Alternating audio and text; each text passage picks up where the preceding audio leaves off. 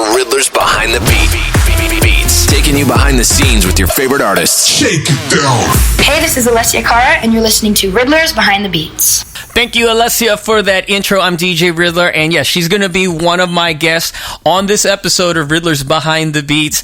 I got a chance to sit down and talk with her in Houston right before her show at the Toyota Center. She, of course, is on tour with Shawn Mendes for the Shawn Mendes tour, and I met her back in 2015, and I could tell you she is still the sweet person that I met back then.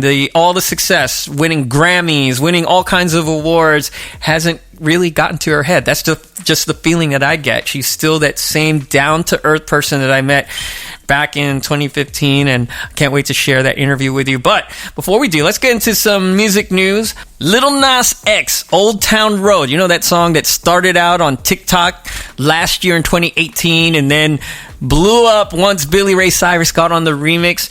It is now the longest running record on the Billboard Hot 100 chart. 17 weeks, number one, beating Despacito by Daddy Yankee, Louis Fonsi, and Justin Bieber, and One Sweet Day by Mariah Carey and Boyz II Men back in 1995. Those two records were number one at 16 weeks in a row, but now Lil Nas X just beat it. And that, I'll tell you what, to me, that is pretty amazing considering the fact that we are in the streaming age. There are thousands of records that come out every day.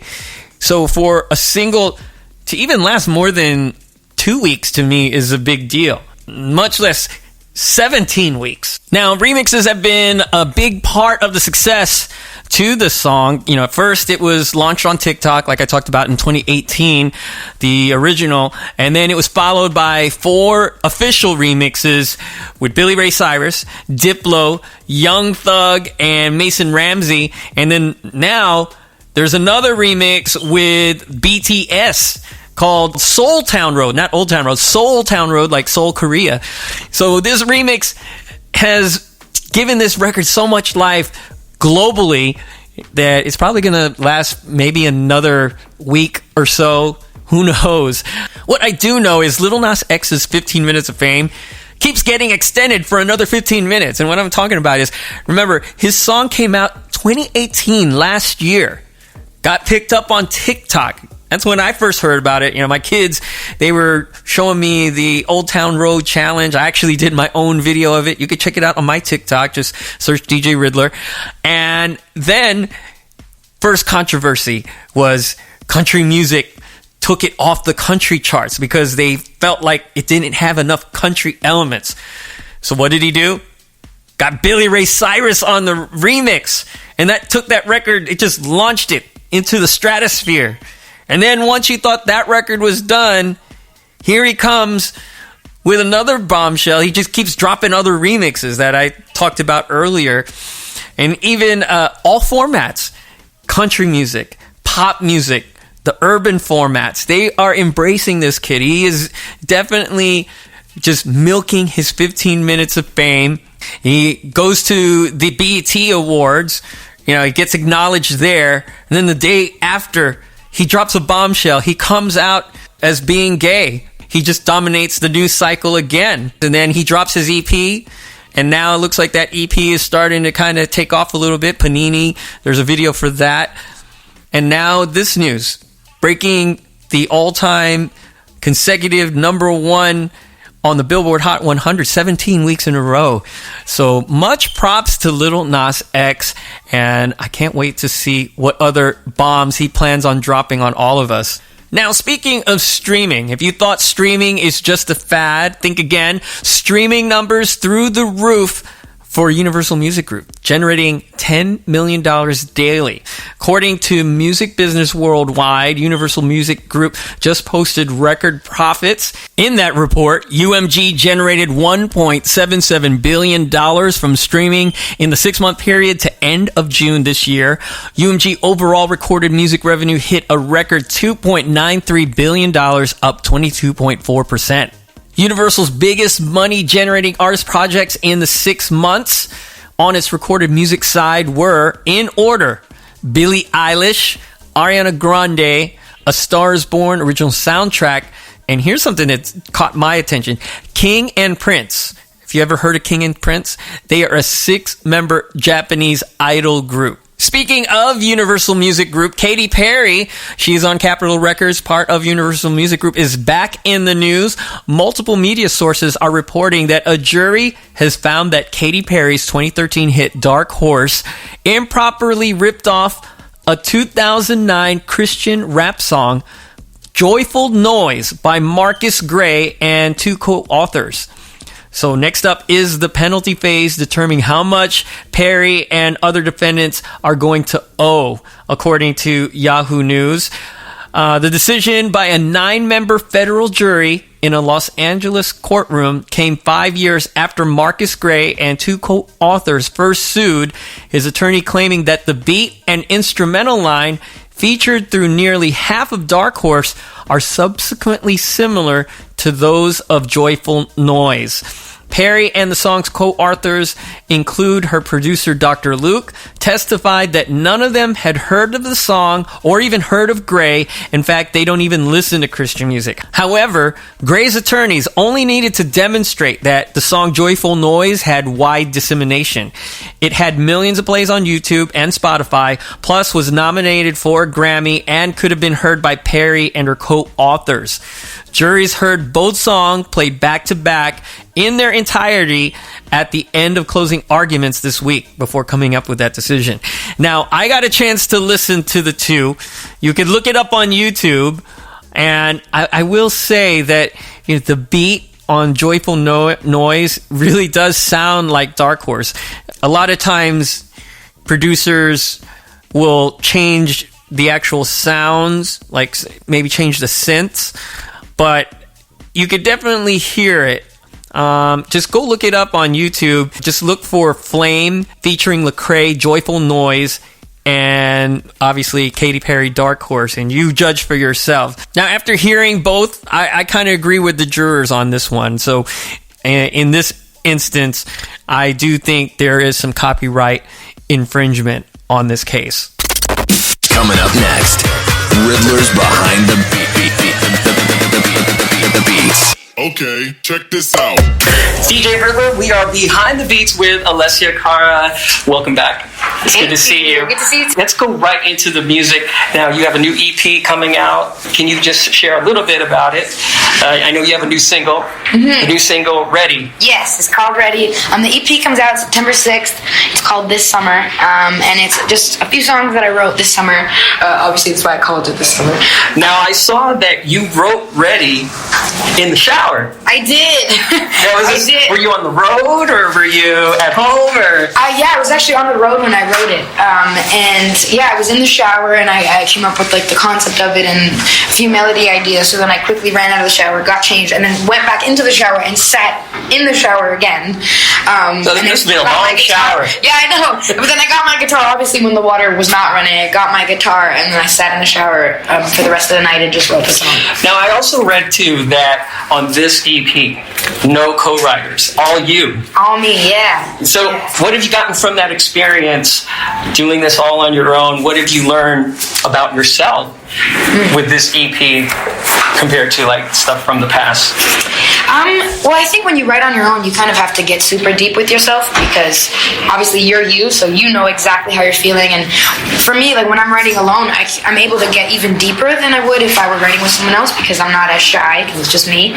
So you kind of learn about yourself and your emotions when you're writing on your own, because you're just spilling everything out there, and it's not until after I write a song that I'm like, whoa, like this is how I was really, really feeling deep down. And there's something really liberating in doing that, which is why I love writing on my own, and I think I want to continue doing that.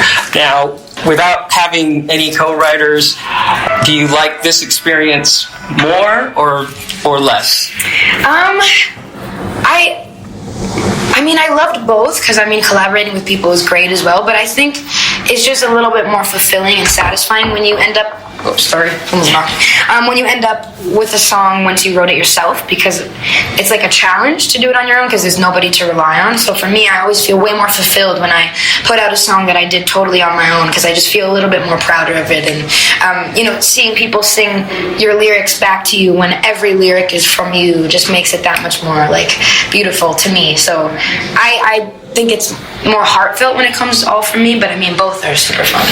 Now, you and Shawn Mendes, you guys basically started really young. You guys grew up right around the same area in Ontario, Canada. And I believe the first time you met, at least Shawn said that you guys first met Halloween 2015 in Tampa, Taylor Swift's tour. Yeah. And now you are on tour with Shawn. So what was that first experience like, meeting Shawn the first time then, and now on tour with him? It's amazing, and we always talk about this because he was like the first person to ever, shout me out on social media, or one of the first up-and-coming artists, because he was up-and-coming at the time, to ever, support me and really, really, truly believe in me. So when I met him at the Taylor show, I was technically meeting him for the first time, but because we had talked and he had supported me so much online for months before that, it felt like I had known him already, and he's been so supportive of my career, like, since the beginning, always, constantly, like one of the only people to always, message me when I release a song and congratulate me, and he's just a true friend and a true supporter. And so being here with him, like, sort of feels full circle, because he was like the first guy to, be in my corner, and having him, take me out here is like super exciting. And what's been the most memorable part of the tour so far for you? I love touring in the US, but I think when we went to Europe, it was so amazing. It felt so magical because, I love Houston, of course, you guys are amazing here, but just going to different parts of the world, and I got to bring my best friend with me, and traveling to different parts of the world that we had never been to together, like with your best friends, it was just a really, really amazing time for me, and probably like just going to Europe and exploring the cities in Europe. Yeah. Coming up next, Riddler's Behind the Beats. Okay, check this out. Hey guys, this is Vassy, and you're Behind the Beats with DJ Riddler. Vassy is one of EDM's most recognizable voices because she had two of the biggest dance anthems in the last couple of years. Tiesto and Kashmir with Secrets, and David Guetta and Showtek with Bad. She is back with another single that just went #1, Concrete Heart. And I got a chance to talk with Vassy down in Miami earlier this year during Ultra Music Festival, and this is how it went. I'm DJ Riddler, and we are Behind the Beats here in Miami. I'm here with the lovely Vassy. Hi. Now, Ultra has always been like your second home. You've been here so many times. What's your favorite memory? Performing with Tiesto, main stage, Sunset Time, coming out and starting Secrets a cappella. That was my favorite Ultra moment. Yeah. But I had a lot of fun last year at Ultra with Afrojack when he came out with the champagne and was dancing on stage at the end of the song. Yeah. Then, besides that, obviously seeing everyone, it feels like a bit of a family reunion. Yeah, you know what I mean? Yeah. Like we all bump into each other. It's such a great community. We're all here for each other. We all support each other. So that's really cool. And you can't do that anywhere else but like Miami, where everyone's in the same place at the same time. And we're all in happy moods because of the everyone's weather. Drunk. Yeah. Majority of the time anyway. Right. So, music-wise, you got a new single. Let's talk about that. So, so I'm really excited about this song. It's called Concrete Heart. It's my first solo record since I put out Nothing to Lose, which I did with Tiesto. But I'm excited about this one because this sort of marks the beginning of a new chapter for me as an artist, and the kind of records that I want to make. And now a record label executive. Oh my goodness, and a record label exec. I know, so much work. Was it what you expected? Now that I'm in it, I'm like, I just want out. But it's too late. It's too late. Yeah, I'm in. So now I'm like, oh my God, because I'm the artist, but then I am also involved in the other side, and it's kind of a fine line, but I try to just, keep it real and do as much as I can. But the cool thing about it, though, is I have to say, is you meet all the faces, the people that have been so instrumental in being a big part of your career, in breaking your stuff, because you finally meet everyone, and you're like, oh my God, you're so and so. So that's cool. I'm learning that part.